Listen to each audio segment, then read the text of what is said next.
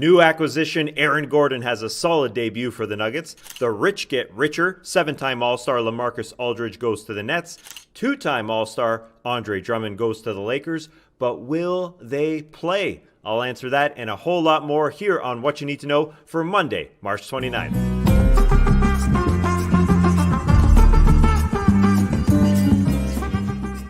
Good morning to you. Yes, the rich get richer. LeBron James and the Lakers sign Andre Drummond. LeBron James is rich. Trust me. Andre Drummond's an interesting case here because he was traded for a second-round pick only last year, and now he was bought out by the Cleveland Cavaliers. And it's strange. He's a 2-time All-Star, 1-time All-NBAer. He's 27 years of age. He should be in his prime. So what's going on? Will he be able to help out on a Lakers team? And I think he will be, because he'll be in a sort of a specialized role, something that the Lakers don't have since last year when they won the championship.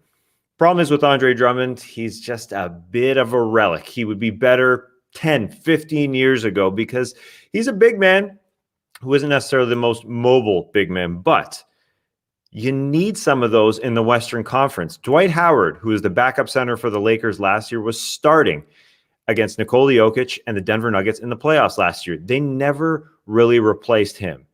They would love to have a guy like that coming off their bench. And now they do have that in Andre Drummond. They didn't want Montrezl Harrell to be that guy. They've got Marc Gasol as their starting center. He's kind of like their JaVale McGee from last year. And now Andre Drummond in that backup role to play some bigs. Plus, you've got the LeBron factor here. Hopefully he'll be motivated to play with LeBron James. Hopefully he'll run a little bit harder, dunk a little bit harder, catch those alley-oops a little bit harder. Because if there's anybody who will motivate players to play harder, it's LeBron James. Also a motivator, Andre Drummond is now playing for a contract. All they have to do as a starting center in Marc Gasol and a backup center in Andre Drummond is get it to the fourth quarter where Anthony Davis should take over as the starting or as the main guy at the 5. That's how the Lakers work. Speaking of Anthony Davis, an update on his status. He's not playing right now, but officially a ramp up in his on-court workouts. Ramp up, I guess that means he's working out harder. No official timeline for when he'll be back, but they'll never give us a heads up when he's ready to play. It'll be that same day. Yep, he's playing. So good sign for the Lakers. They won both games this weekend without Anthony Davis and LeBron James, who should be back in a few weeks. No worries that they're going to drop out of the playoffs. Nah, there was some talk about that anyways, but they're 4th in the Western Conference, and they're treading water until Anthony Davis comes back. Speaking of the rich getting richer, let's get to the other coast, the Brooklyn Nets. Kevin Durant is also reeling in stars. He got Blake Griffin to join. Now he's got LaMarcus Aldridge to join. He was recently bought out by the Spurs. 7-time All-Star, 5-time All-NBA. Different boat here. He's 35 years old. I think Kevin Durant just doesn't want young guys to be making big plays when it comes to the postseason. He doesn't want a Reggie Jackson scenario like when he was with the OKC Thunder coming down the stretch. He'd rather have a Derek Fisher in the 2012 finals.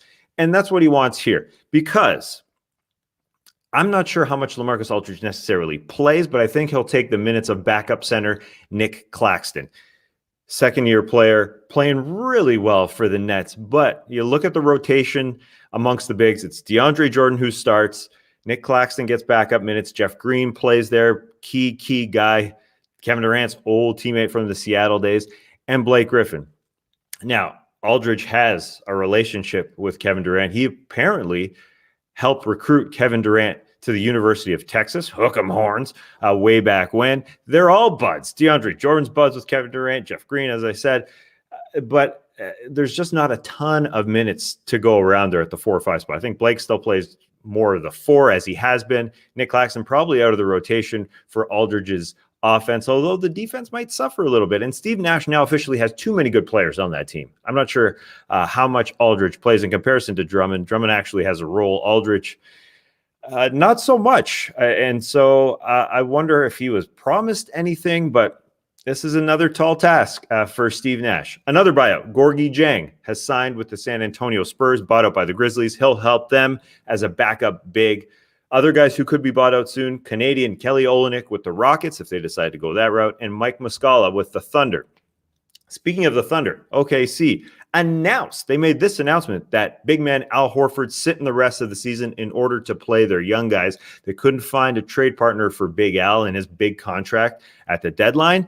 And so I wonder how the league looks at that. Do they say, hey, you can't just sit guys? But it's not high profile enough for them to get on the OKC Thunder. I don't think they'll necessarily care. I think they look at the situation and they say, hey, that's a good plan. You should be playing your young guys, because it's not like Anthony Davis when he was with the Pelicans where he demanded a trade. He was fined, and then the league told him, hey, this isn't a good look for the NBA, the image of the league. We will fine you $100,000 if you sit him. And so he came out and played sort of lackadaisically much of the rest of the season with the Pelicans, and they didn't fine him. And they won't find Al Horford and the OKC Thunder. All right, getting to a little bit of basketball here. Aaron Gordon, the big acquisition at the deadline for the Denver Nuggets, made his debut Sunday versus the Hawks. A solid debut. You might look at the line and say 13 points on 6 of 9 shooting. That is exactly what the Nuggets want. He played really well off Nikola Jokic. He had a beautiful dunk on the baseline. This is what they want him to be. They want him to be a cutter, playing with better players for the first time in his career. I mean, he's played with better players and Vucevic, but not a player of Nikola Jokic's standards. I just wondered when Aaron Gordon went over to the Nuggets, would he be able to cut that dribbling out? He played more like a superstar, more ball in his hands. I'm going to do this thing on my own.